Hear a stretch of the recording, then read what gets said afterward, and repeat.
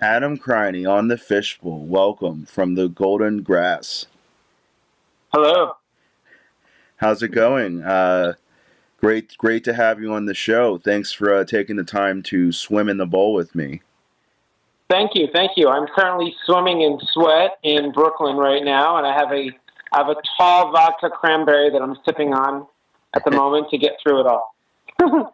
Awesome. Sounds refreshing. It is. So what's up?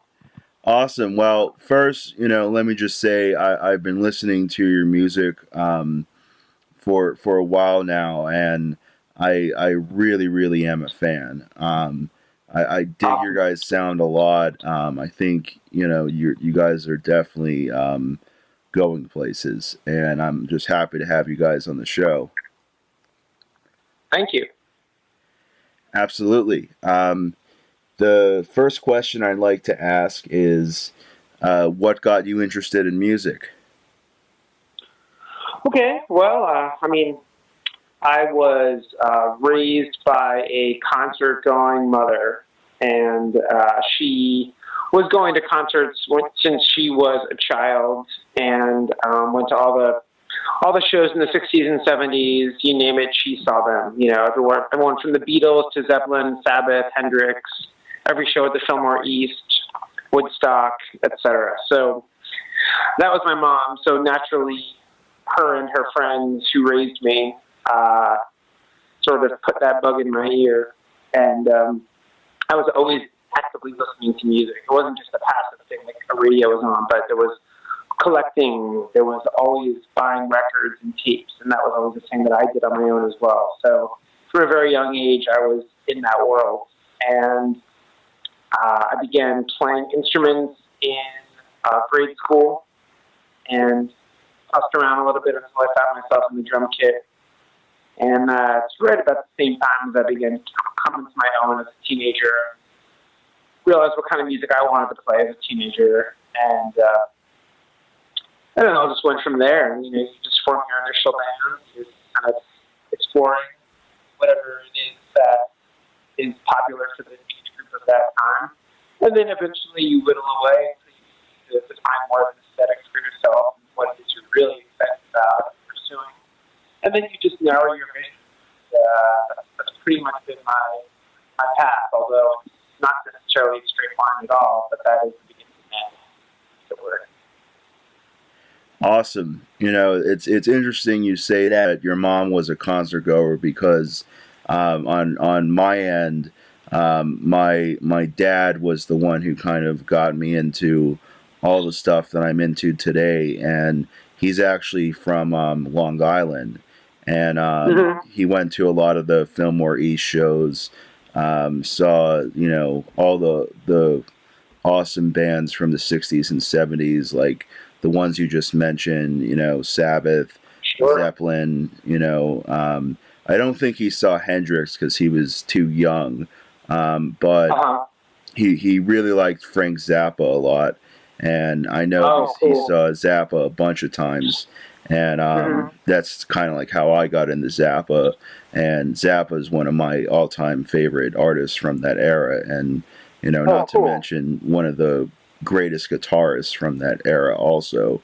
Um, Absolutely. Absolutely. I mean, we're all obviously big fans of his work. right, and it's just interesting to see how music influences different people and sets them on a path. Whether in my case it set me on a path with film, but I love to, with my screenwriting and my scripts, I like to incorporate certain music to kind of like set the tone for the scene you're about to see on screen. And I think music and film definitely kind of goes hand in hand, especially like I said with setting a scene or just putting you in the right mindset to have some inspiration to write something, whether it's music or film. Yeah, it's true. It's true. There's the rhythmic aspect or lack of rhythmic aspect that I think is definitely helps shape energy of a moment. Awesome. Whether it's whether it's of a film or just you're in your room listening to it, but whatever it is, it's shaping the energy that you're hitting it. Right. Right. And I think that's a perfect segue to my next question, which is who are some of your influences? Well, I mean, I can answer that on a personal level, and then also,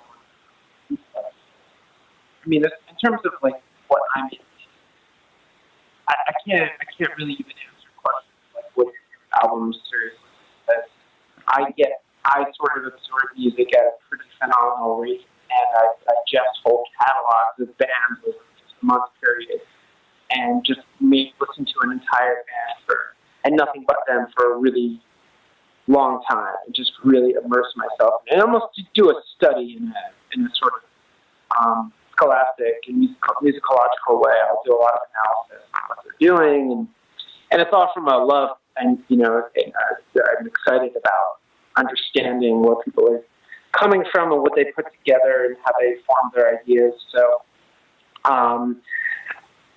my influences range in basically the histories of rock and roll music, and mostly pre-1980s rock and roll and other forms of black music.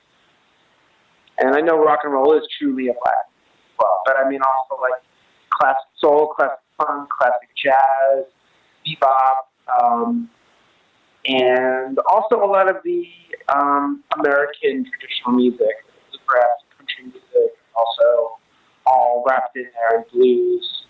So all of those classic song forms and everything that was done with them and mutated up until about the early 80s. And that's sort of my cutoff. And obviously there are things that have happened since then that I appreciate and am interested in.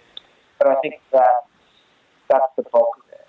Although I will say that there is a significant amount of music that you could file under electronic music or experimental music or modern composers from the past 100 years that have been influential to me as well in my appreciation and understanding of composition and interpretation, sound, and coach. And I've done a lot of work with experimental music, and I've studied improvisation. I've done incredible amounts of music in that world. So those things have also influenced me. And someone like Frank Zappa as well. Of course, he knew about all the important modernist composers of the last century. And that's what he put in his work too. That's what led him to see beyond the normal rock and roll songbook. Awesome. I can hear like everything you just mentioned, plus like my own personal takes on listening to your music, and I can hear you guys have like kind of like a modern like southern rock sound also. Kind of like I can hear a little bit of like Leonard Skinner and Allman Brothers stuff in there too, and it's just interesting that you say all those other bands, and I'm like taking the southern rock side also, and just hearing. Well, it's interesting that you mentioned that, because it's definitely when we set up start this band, I'll tell you, I can tell you like the initial conversations were like pretty thin, creation, small bass. It was very much a British psychedelic pop mod thing we were going for. But instantly, all the other influences crept in. Not expect nor plant their attention. And things like that southern rock stuff that you mentioned started to appear. And rather than suppress it, I just allowed it to fulfill us and guide us. But I feel like and so that's really one of my favorite genres too, and so much that I just actually put together a new band to kind of go down that road a little bit further and allow Golden Grass to find other places to explore. So I actually have a new band called Rattlesnake, which focuses more on that southern rock sound. Not to say that you won't hear in what Golden Grass does, but I feel like I have a more focused output for it now in my new group. But I'm glad that you hear it there, because it definitely is there. Because the American psychedelic hard rock, progressive rock, history is as much wrapped up in what we do as the English as well. The British started to European. We're producing cool intellectual music. That's awesome.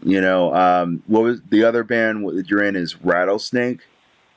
Yeah, Rattlesnake. We just started playing. We've done 2 gigs so far, and we have a demo up on Bandcamp, and we're just getting moving. But it's a pretty shit hot band. I'm pretty excited about it. We've been working on it for about a year now, and just started playing out. So that's something that's going on, and it leaves us room in Golden Grass to just focus on all the other things we're inspired, not have to necessarily cross that boundary as well, because there's so many things we want to do. There's so much music we want to play, styles we haven't really yet. So, and I wanted something that was more pushing that line of a heavier southern rock sound. I didn't feel the need to only have one band to do it. Do that. That's awesome. That's awesome. Is any of Rattlesnake stuff on Spotify?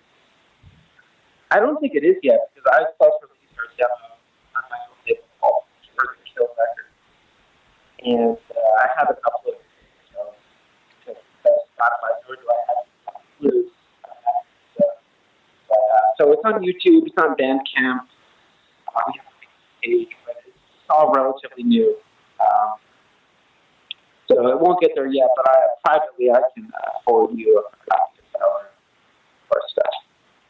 Yeah, that would be awesome, because I definitely I'm very interested to check you guys out, or your other band, I should say.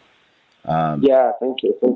But yeah, so like I said, it was a surprise that element of the group showed up, because it wasn't in any of the conversations that we had talking about the band. Like I said, we initially had a much more 60s sort of mod psychedelic push, but and that information is still in there. It's all encoded, almost like DNA, into what we do. And in a way, I kind of describe, the Golden Grass in some ways as almost like, the small faces playing Lynyrd Skynyrd, or vice versa, in that way. So it's got this British and soul thing, but it's also got this hard rock and kind of boogie and those timeless rhythms, stuff like that. So. Right.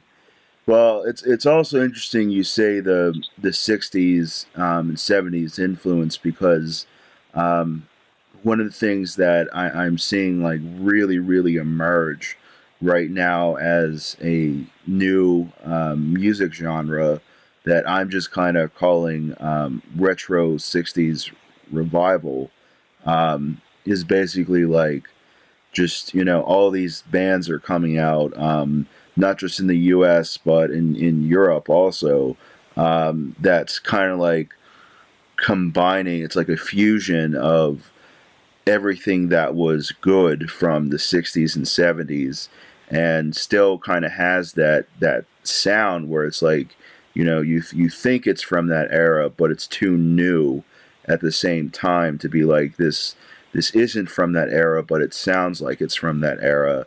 And I actually just did an interview with a band called the Roaring 420s, and they're very much like a fusion of that type of sound, and it's a particular genre that I'm very interested in exploring and discovering new bands that are kind of going with that style, because it's interesting, like you see in movies like Clockwork Orange, for instance.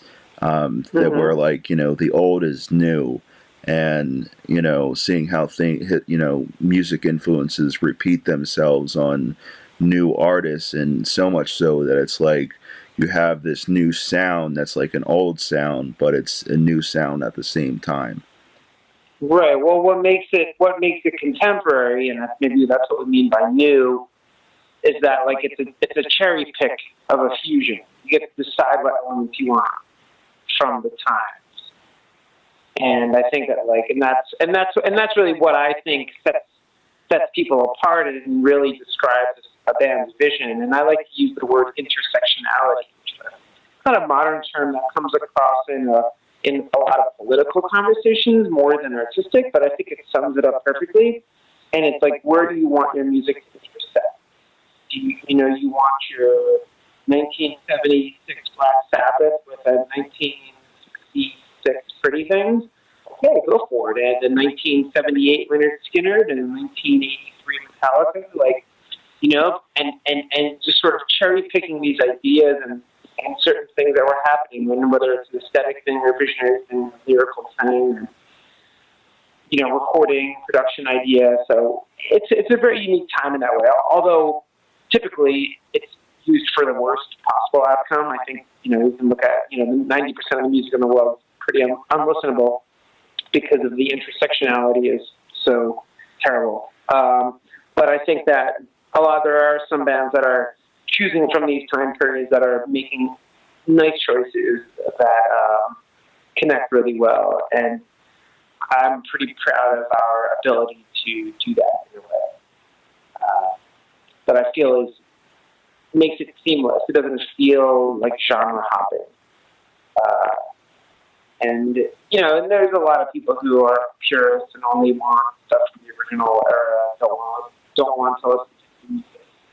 I understand that, and I mostly listen to music myself. But I do try to find bands that are hitting some of my favorite, modes of intersectionality, and try to support them and listen to their stuff, push their agenda, because it's kind of like what I'm doing myself, and I feel like there's a little small movement of bands that are really nailing it. So, but I'm glad you see it as a new thing that's happening, because I'm under the impression that like everyone's sick of it happening, and that it will. I guess there's always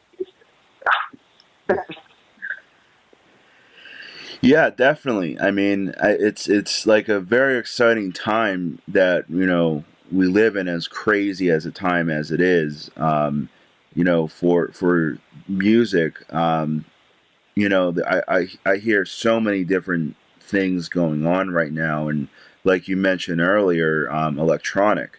Electronic music is like a whole new genre that's like emerged, and there's actually a probably my favorite electronic band that's out there right now is actually from Pittsburgh, and they're called Black Moth Super Rainbow, and yeah, I'm familiar. yeah, and I haven't seen them as the band perform, because by the time I got into them, they were kind of doing their solo stuff, but I have Right. seen Tobacco, who's the Sure. lead. I have friends who are excited about that stuff too, who know how always try to turn me onto that stuff too. Yeah, it's really interesting. I'm familiar. I actually didn't know they were from Pittsburgh. Yeah.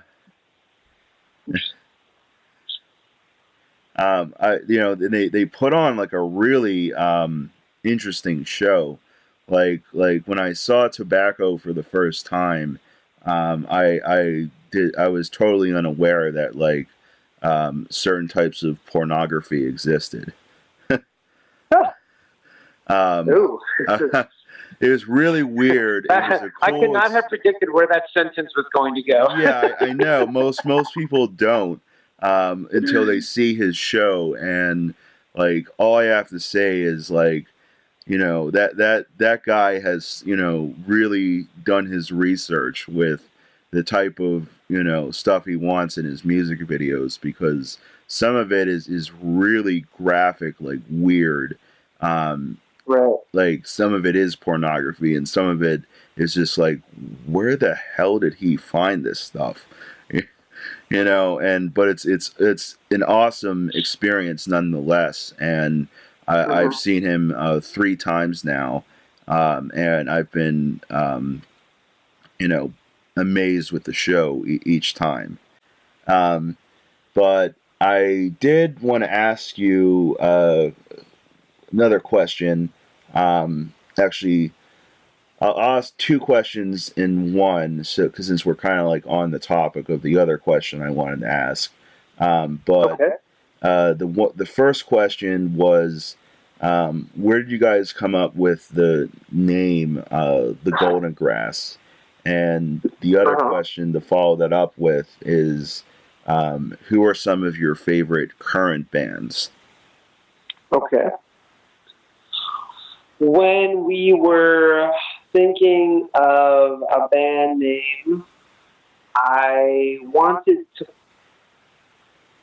come up with something that was aesthetically pleasing, open ended, and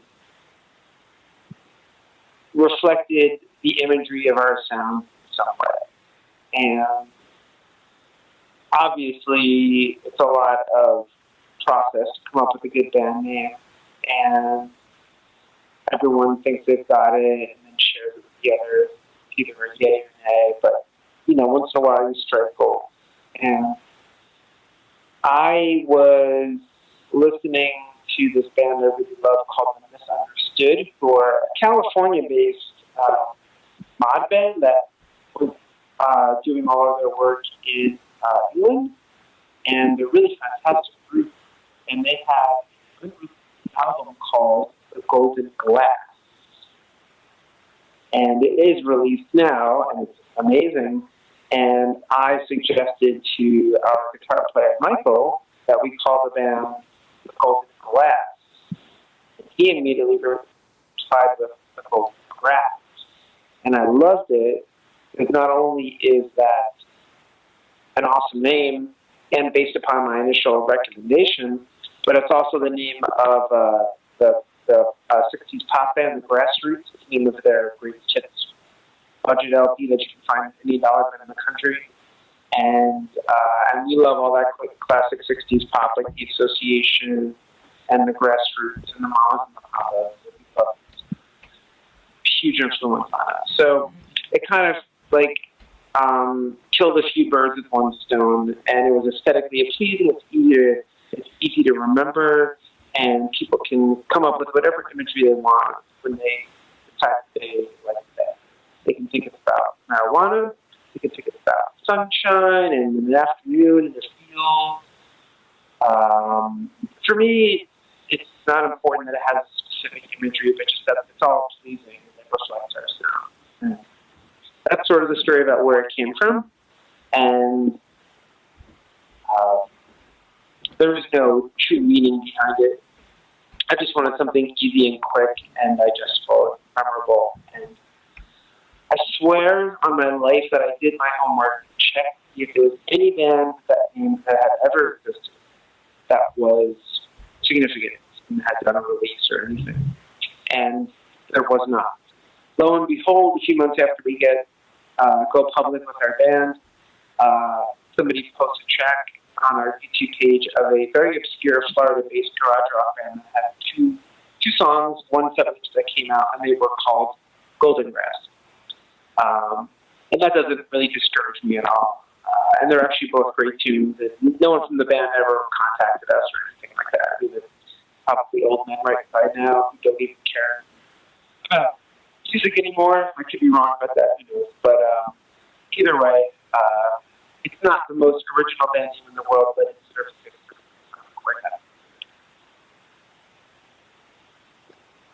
Awesome. Well, I love the name. I really do.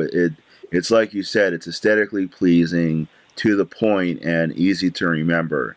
And I really, you know, again, did your guys' sound a lot, and I definitely think the name fits. cool. Thank you. Absolutely. So, And then the other part of your question was, what bands do we dig now? Well, let's say the majority of the bands that cross our path that we are excited about are all European bands, which is where we tour primarily and where most of our record labels are located as well. So some of the bands I'll mention are there's a band from Berlin called Traveling Jack that we did a tour with last year, who are a really good friend of ours, who are an absolute group. Let's see who else. There's a band from Sweden called Skogenbrenner, which is Skogenbrinner.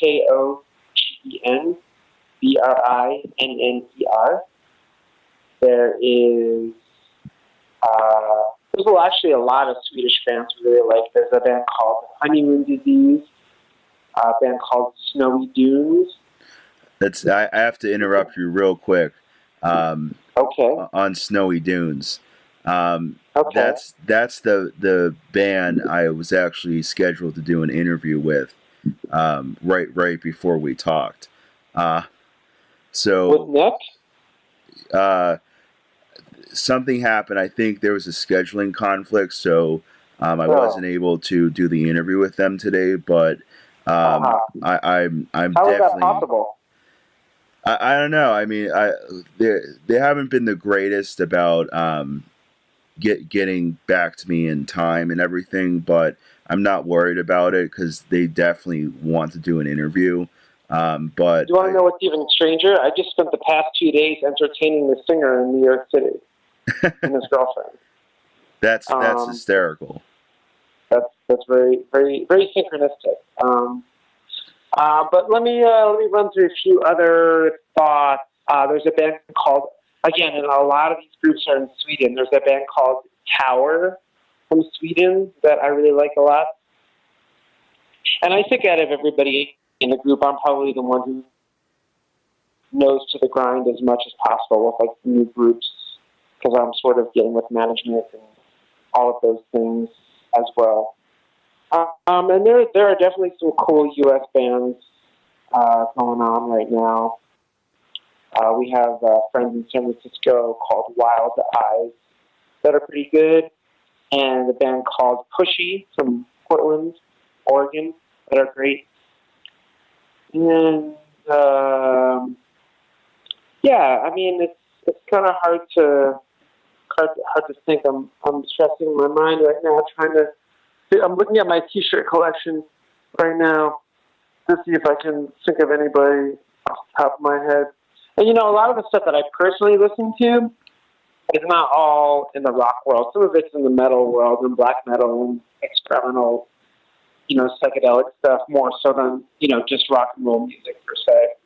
I have a bit more eclectic taste. Actually, I mean, we all definitely do. I mean, we all definitely listen to, very extreme music, free jazz, noise, avant-garde.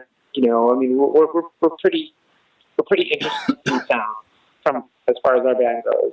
I mean, two of us are DJs in New York City and we all have extensive record collections, so we're all pretty much we're just excited by sound. So when we hear something that lights up our ears in one way or another, we gravitate towards it.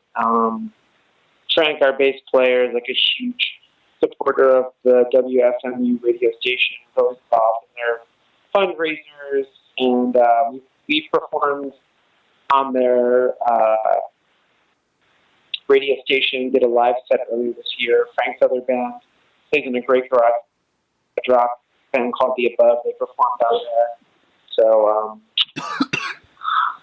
yeah, I can't think of too much else off the top of my head, although I'm probably stupidly forgetting some obvious names. But I would say that's a pretty good list of stuff I'm into from the now. All of our European friends who are making cool music. Awesome. I have to agree. There's a lot of good music coming out of Europe right now, and as it's always been, in the 60s and 70s and since then also. And I definitely am gonna have to check out all those bands, minus Snowy Dunes that you mentioned, because Oh, you know what? Let me mention a band from LA called Plant Tribe. okay, That's another one I should mention too. Plant Tribe. They're a great band. Plant Tribe. Really need to push because people don't know about them, and they're just so classic and just really great group. And it seems like certain bands get the buzz for whatever weird reason it is, and everyone else gets completely left behind.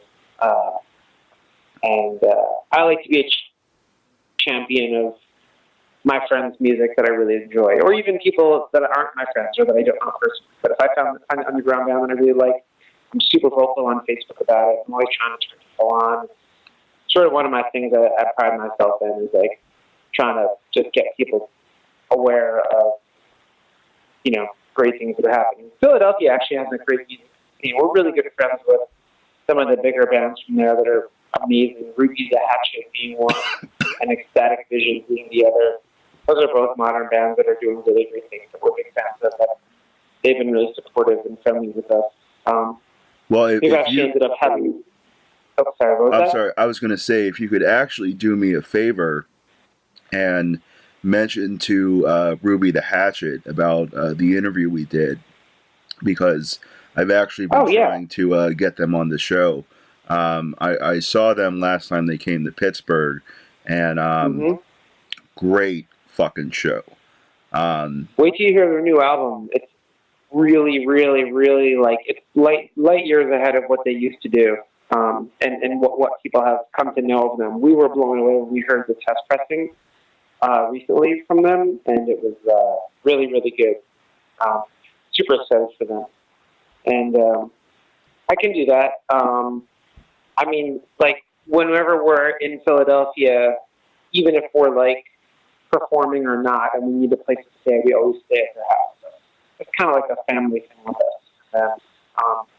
And for me, that's really important. Just that everyone just stays friends, and we just have a close little community.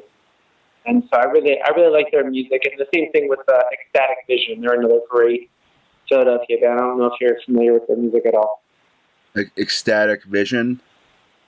Yeah, you should check it out. It's really hip. Definitely. I'm definitely going to do that. It's like this. It's like this interesting, and I'll use that word intersectionality of Hawkwind in terms of the repetitive pulse, but this sort of MC5 thing happening on top of it, which is real cool. And they're on that label, Relapse, that metal label, but they're not a metal band at all. And they've been doing a lot of tours overseas, and that's about what I can think of. Yeah, I'll do my best to hook you up with the Ruby guys. I'm sure. Yeah, that would be awesome, because thank you so much. That would be awesome, because well, they have a new album coming out, so it's kind of perfect timing for them. I'm sure they'd be down to do that. Yeah, that would be great. I mean, like I said, I saw them last time they came to Pittsburgh, and what a show. And I really I don't even quite know how to describe their sound. I mean, it's definitely rock, but it's not metal. It's not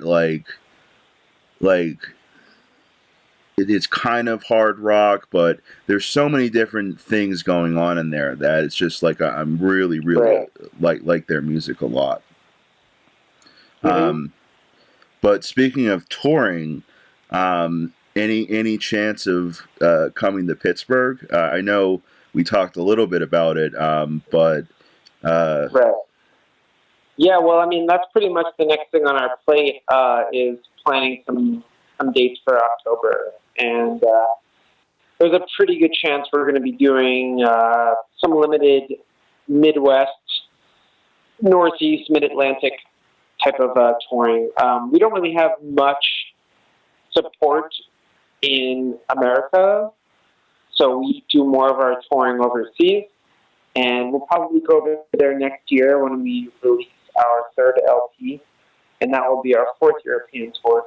So we're looking at spring of 2018 to do that. But like I said, we'll probably go out to the Midwest and back this coming October.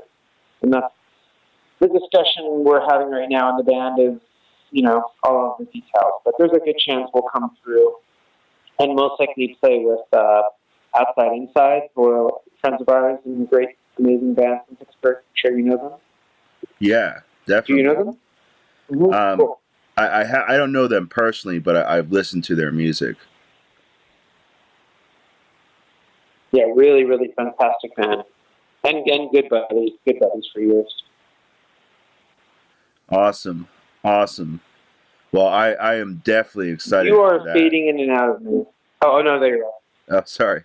I was just going to say I am definitely excited for that. I'm definitely like an avid concert goer, and I try to go see as many shows as I can and can afford.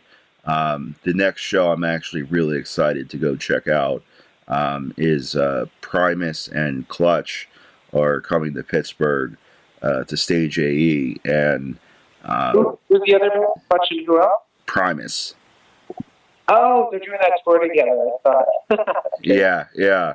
I'm more there to see Primus, but I really like Clutch a lot too. And if Clutch is opening for Primus, like I know that's going to be a show I cannot miss. Right.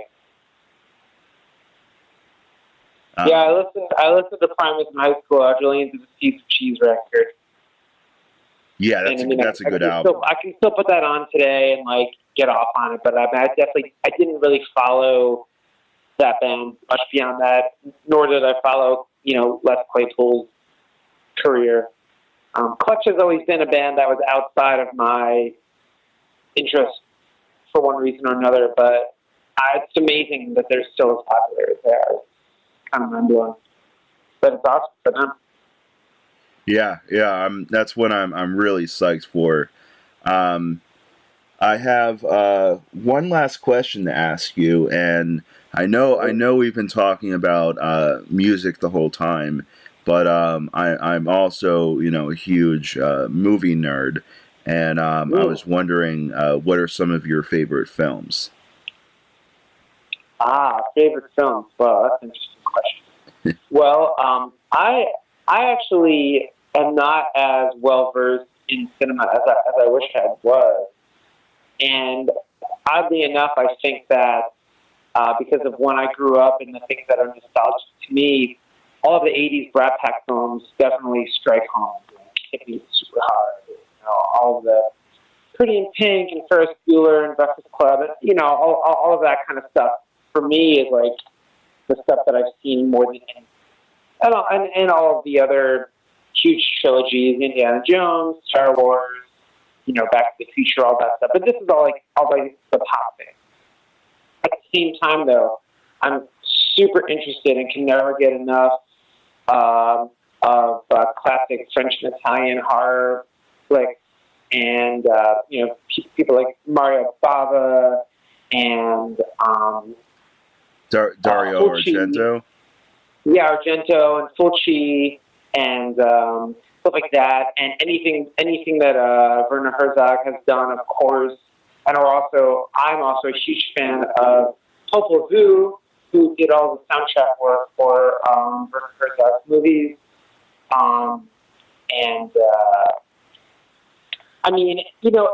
Pretty much, I'm super open-minded to cinema because I don't know as much about it. So I can sit down and be entertained or get meaning out of a lot more than I could say just playing music, for instance. But I'd say anything that's like anything that's got a rich imagery, that cinematography is alluring and in any way psychedelic. I suppose the same way I view music, in that I just look to these certain factors in other worlds or strange characters or a great soundtrack or the film quality. we actually, me and Nicholas from Snowy Dunes went to see the Monterey Pop movie yesterday at ISU in Manhattan. And I love seeing old 60s and 70s footage, whether it's festivals or just the way things were. I love old biker movies, like researching those on YouTube, just watching weird things that happened back in the day. A lot of interesting stuff. Do you know? I know you said Zappa before, but I found some pretty cool movies. I think it's called.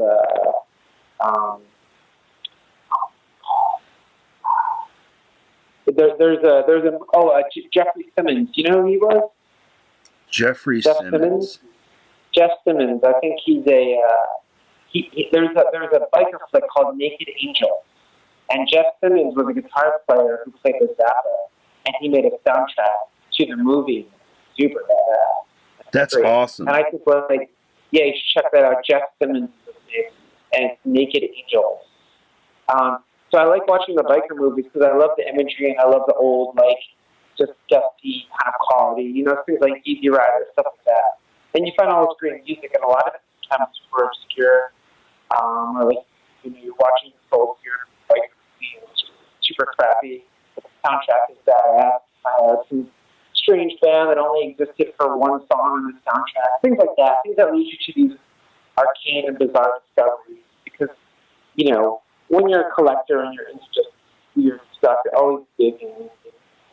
Anything that lets me go further down that rabbit hole is usually attractive. But yeah, I mean, who else? Obviously, Jodorowsky. I do like Kubrick movies. I just saw for the first time ever Clockwork Orange only a few months ago, and I saw it in the cinema, thankfully. But his movies are fantastic, of course.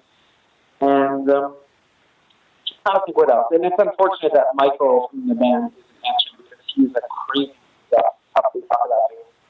Way more intelligently, intellectually than I could as far as cinema goes. But I think we're all in this band. We're all extremely deep and true appreciators of all media. All art, whether it's fine art, theater, movie, sound. We all have done our homework, and it's never joy for us to just explore. And I feel like hopefully that's something that Golden Grass,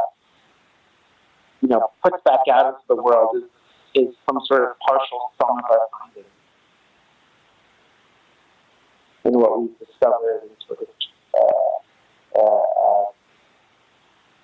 Summarizing it into our own weird little progressive psychedelic pop. That's awesome. I'm a very strong supporter of all of the arts, and that's what I try to get on my show is people involved in the arts. Somehow, some way, and I'm definitely very happy that I got you guys on the show and because the next venture that I'm trying to branch out into is a lot of my episodes have focused on mainly film, but music is such is probably my second favorite passion. And while I don't play any instruments or anything, right. I love to discover new music, whether that's hanging out with friends, smoking a bowl, and discovering something, new and exciting, or, right. just doing it on my own for research purposes for whatever, screenplay I may be writing. It's just a huge passion of mine, and I'm really excited, to start getting bands on the show and, please, help spread the word of the Fishbowl to, all the musicians that are out there and everything. I mean, as soon as this thing's ready to be broadcast, we'll put it on all the platforms we have, and for sure. I mean, that's what we do because we don't have any delusions. We know that just as we are, you are just somebody trying to keep cool stuff going in a world full of squares. Definitely. So, we're always happy to help everyone involved because they're happy to help us. A community of weirdos trying to make art and get play. Exactly. That's the way I look at it. Yeah, exactly. Well, Sam, thank you so much, and hopefully we'll see you in Pittsburgh this fall. You definitely will. And Adam, thank you so much again for swimming in the bowl with me. I hope the temperature was just right. It's perfect. Thank you. Absolutely. All right. Thanks Take again, care, and I'll definitely have you guys on the show again. All right. Thank you so much. Take care. Absolutely. You too.